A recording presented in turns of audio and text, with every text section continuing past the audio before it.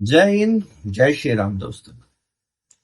आज पूरे विश्व में जो यूएसए और ईरान का युद्ध चल रहा है, युद्ध कहीं और चल रहा है और उस युद्ध का प्रोपेगेंडा आज भारत में भारत की अपोजिशन पार्टियां कर रही हैं।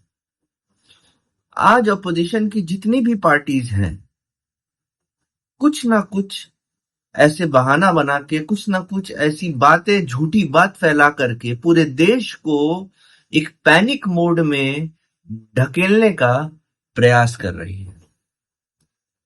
वो कह रहे हैं कि भाई भारत में तो एलपीजी खत्म हो गया, अब देश में चूल्हे कैसे जलेंगे।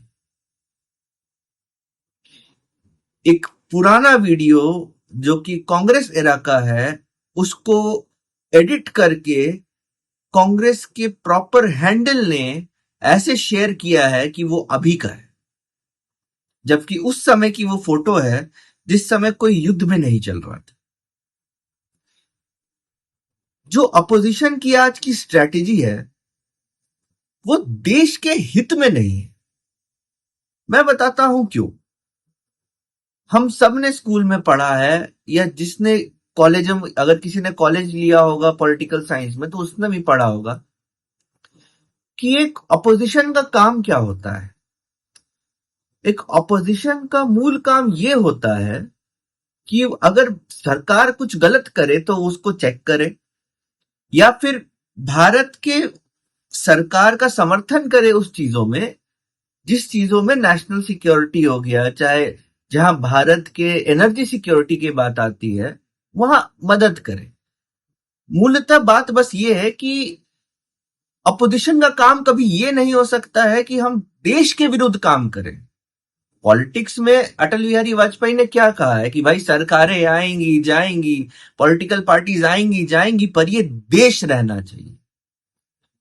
अगर आप यही जब भाजपा अपोजिशन में था ना, अब जाके देखिए भाजपा का एक भी कृत ऐसा नहीं है जो देश के विरोध में है। अभी जब देश को एक होने का जरूरत है, जब पूरे विश्व पे संकट आया हुआ है, तब अपोजिशन पार्टियां यहाँ की झूठ फैलाने में लगी है कि भाई आपका तो सिलेंडर खत्म हो गया है, एलपीजी की रिजर्व्स नहीं है। तो सबसे पहली बात जो ये है कि एलपीजी की रिजर्व्स ज्यादा कभी नहीं रहती है। एलपीजी पेट्रोलियम नहीं है, वो गैस स्टेट में है।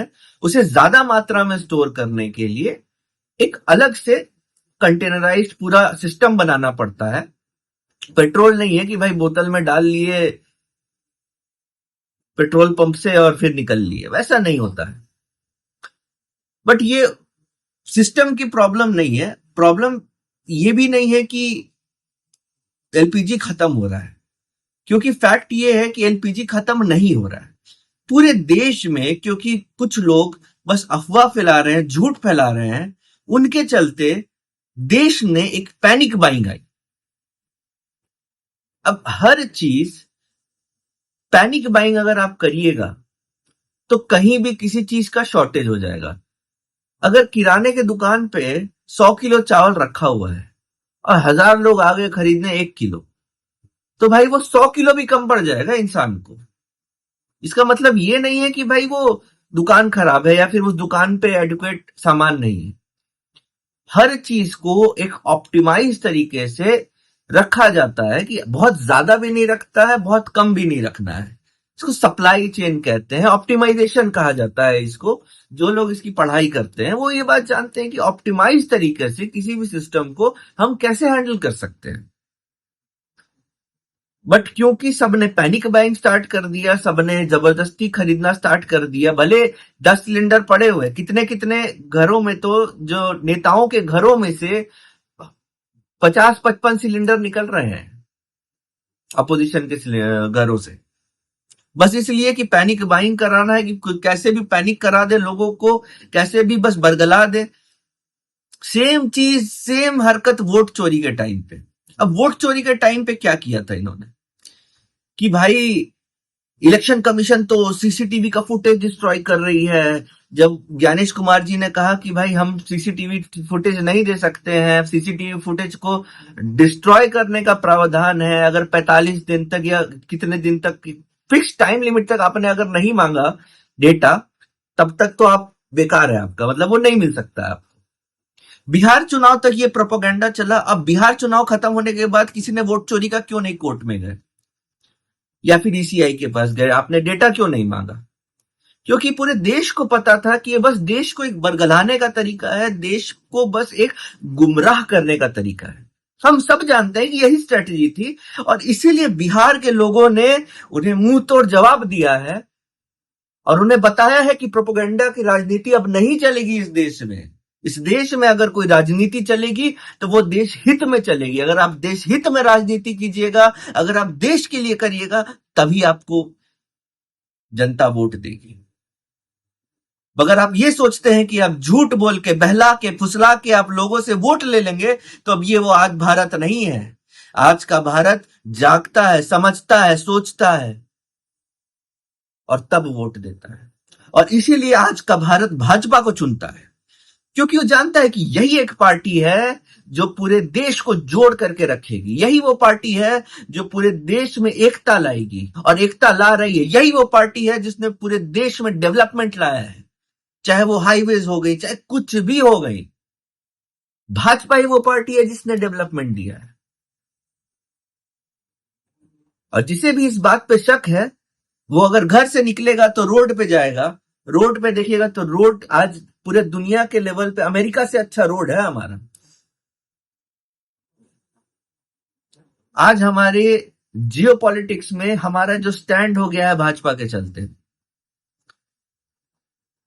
वहां के इंपॉर्टेंट लोग खुलेआम बोल रहे हैं कि अभी जो ईरान और यूएसए का युद्ध हो रहा है ना, सिर्फ एक ही आदमी रोक सकता है, वो है प्रधानमंत्री नरेंद्र मोदी। और ये मजाक उड़ाते चलते थे कि भाई पापा वॉर रुकवा दी, पापा। हाँ, रुकवा सकते हैं भाई, रुकवा सकते हैं। तुम्हारे वीडियो से झूठ फैलाने का जरूरत नहीं है किसी को। भारत प्रधानमंत्री मोदी जी के नेतृत्व में सशक्त हुआ है, ताकतवर हुआ है। और ये किसी को भी इस बात पे अगर है डाउट, तो आप जाके अपना पासपोर्ट लीजिए, टिकट खरीदिए और बाहर जाइए और पूछिए भारत के बारे में कि उनका क्या ओपिनियन है आज के डेट में। और फिर ये भी पूछिएगा कि 10 साल पहले क्या ओपिनियन था।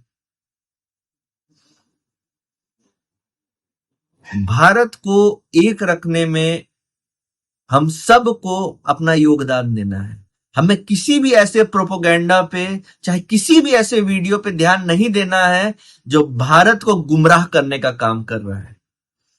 चाहे वो देश की अपोजिशन पार्टियां हो, चाहे वो देश के जो क्रिएटर्स हैं वो हो, चाहे कोई भी हो, झूठ से बचना है और खुलेआम उनका पर्दाफाश करना है हमें। ये देश मिटना नहीं चाहिए। जय हिंद, जय श्री राम।